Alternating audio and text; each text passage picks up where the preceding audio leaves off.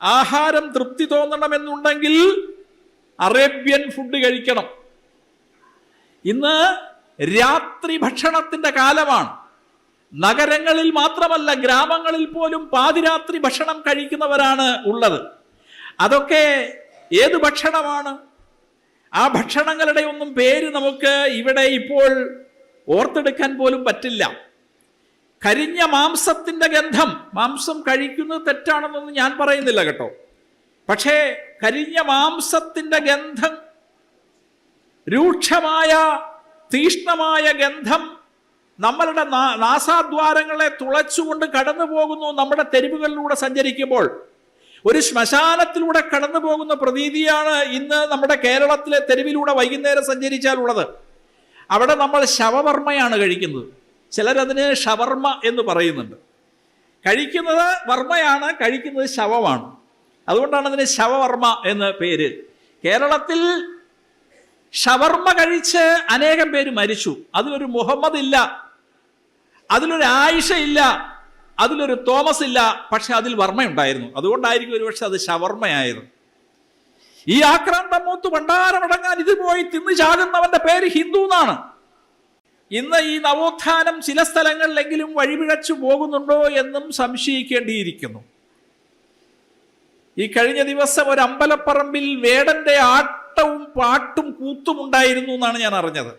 ആള് കൂടാൻ വേണ്ടിയിട്ട് വേടന്റെ പാട്ട് വെക്കാൻ തയ്യാറാകുന്നവർ ഒരുപക്ഷെ ആള് കൂടാൻ വേണ്ടിയിട്ട് കാബറെ ഡാൻസും നമ്മുടെ അമ്പലപ്പറമ്പിൽ വെക്കും.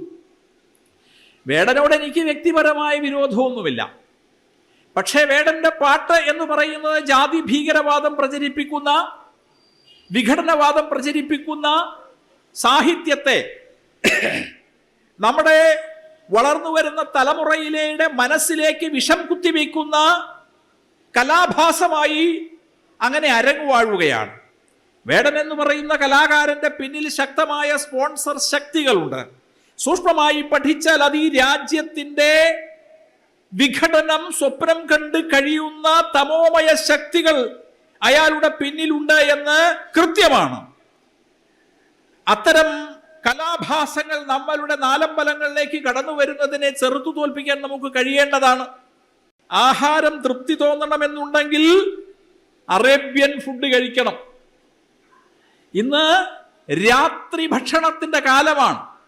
നഗരങ്ങളിൽ മാത്രമല്ല, ഗ്രാമങ്ങളിൽ പോലും പാതിരാത്രി ഭക്ഷണം കഴിക്കുന്നവരാണ് ഉള്ളത്. അതൊക്കെ ഏത് ഭക്ഷണമാണ്? ആ ഭക്ഷണങ്ങളുടെ ഒന്നും പേര് നമുക്ക് ഇവിടെ ഇപ്പോൾ ഓർത്തെടുക്കാൻ പോലും പറ്റില്ല.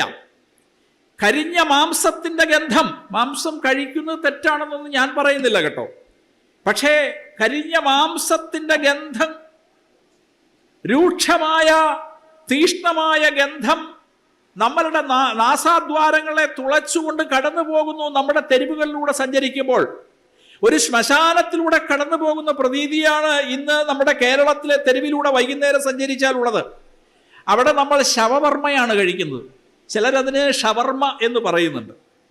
കഴിക്കുന്നത് വർമ്മയാണ്, കഴിക്കുന്നത് ശവമാണ്. അതുകൊണ്ടാണ് അതിന് ശവവർമ്മ എന്ന് പേര്. കേരളത്തിൽ ഷവർമ്മ കഴിച്ച് അനേകം പേര് മരിച്ചു. അതിലൊരു മുഹമ്മദ് ഇല്ല, അതിലൊരു ആയിഷ ഇല്ല, അതിലൊരു തോമസ് ഇല്ല. പക്ഷെ അതിൽ വർമ്മയുണ്ടായിരുന്നു. അതുകൊണ്ടായിരിക്കും ഒരുപക്ഷെ അത് ഷവർമ്മയായത്. ഈ ആക്രാന്തം മൂത്ത് ഭണ്ഡാരമടങ്ങാൻ ഇത് പോയി തിന്നു ചാകുന്നവന്റെ പേര് ഹിന്ദു എന്നാണ്. ഇന്ന് ഈ നവോത്ഥാനം ചില സ്ഥലങ്ങളിലെങ്കിലും വഴിപിഴച്ചു പോകുന്നുണ്ടോ എന്നും സംശയിക്കേണ്ടിയിരിക്കുന്നു. ഈ കഴിഞ്ഞ ദിവസം ഒരു അമ്പലപ്പറമ്പിൽ വേടന്റെ ആട്ടവും പാട്ടും കൂത്തും ഉണ്ടായിരുന്നു എന്നാണ് ഞാൻ അറിഞ്ഞത്. ആള് കൂടാൻ വേണ്ടിയിട്ട് വേടന്റെ പാട്ട് വെക്കാൻ തയ്യാറാകുന്നവർ ഒരുപക്ഷെ ആള് കൂടാൻ വേണ്ടിയിട്ട് കാബറെ ഡാൻസും നമ്മുടെ അമ്പലപ്പറമ്പിൽ വെക്കും. വേടനോട് എനിക്ക് വ്യക്തിപരമായ വിരോധമൊന്നുമില്ല. പക്ഷേ വേടന്റെ പാട്ട് എന്ന് പറയുന്നത് ജാതി ഭീകരവാദം പ്രചരിപ്പിക്കുന്ന, വിഘടനവാദം പ്രചരിപ്പിക്കുന്ന സാഹിത്യത്തെ നമ്മുടെ വളർന്നു വരുന്ന തലമുറയിലെ മനസ്സിലേക്ക് വിഷം കുത്തിവെക്കുന്ന കലാഭാസമായി അങ്ങനെ അരങ്ങുവാഴുകയാണ്. വേടൻ എന്ന് പറയുന്ന കലാകാരന്റെ പിന്നിൽ ശക്തമായ സ്പോൺസർ ശക്തികളുണ്ട്. സൂക്ഷ്മമായി പഠിച്ചാൽ അത് ഈ രാജ്യത്തിന്റെ വിഘടനം സ്വപ്നം കണ്ട് കഴിയുന്ന തമോമയ ശക്തികൾ അയാളുടെ പിന്നിലുണ്ട് എന്ന് കൃത്യമാണ്. അത്തരം കലാഭാസങ്ങൾ നമ്മളുടെ നാലമ്പലങ്ങളിലേക്ക് കടന്നു വരുന്നതിനെ ചെറുത്തു തോൽപ്പിക്കാൻ നമുക്ക് കഴിയേണ്ടതാണ്.